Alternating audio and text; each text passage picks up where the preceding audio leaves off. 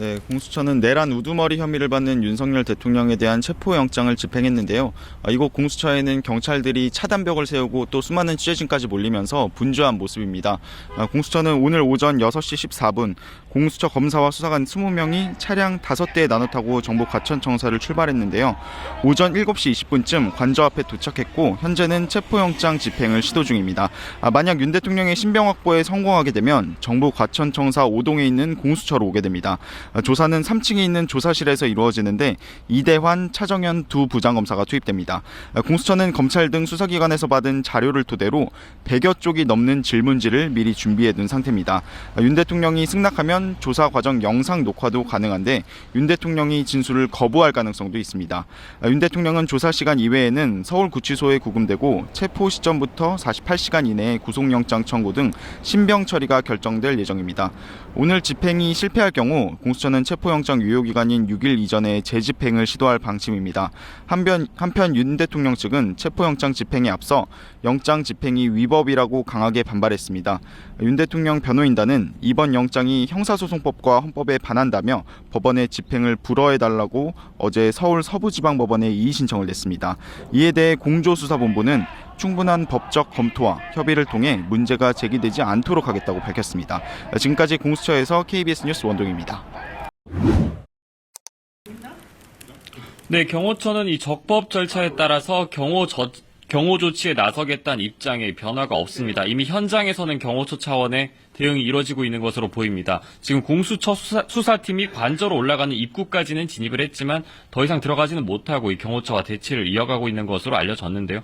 경호처 관계자는 오늘 이 공수처의 체포영장 집행에 앞서서 법률과 규정에 근거해서 적법 절차에 따라 경호 업무를 수행할 뿐이다, 이렇게 언급을 했습니다.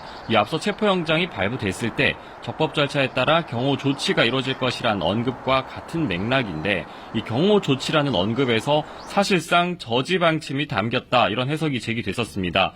윤 대통령 측이 줄곧 이 체포영장은 무효라고 밝혀오고 있고 또 영장에 대해서 이의 신청을 낸 점 등도 고려 대상입니다. 이 경호처가 적법 절차라는 말을 특히 언급한 배경으로 꼽히는데 이 같은 상황에서 윤 대통령의 신변 안전에 대한 대책 없이 경호처 입장에서 영장 집행을 묵인하긴 어려울 거란 분석입니다. 이 대통령실 내부에서도 관저는 형사소송법에 따라 경호처가 법에 근거해서 진입을 막을 수 있는 구역이다, 이런 해석을 내놓고 있습니다. 다만 향후 법적 책임 문제 등을 감안한다면 실제로 공수처가 물리력을 행사할 경우에 경호처가 곧바로 맞대응을 할 수 있을지는 조금 더 상황을 지켜봐야 할 것 같습니다. 지금까지 대통령실에서 전해드렸습니다.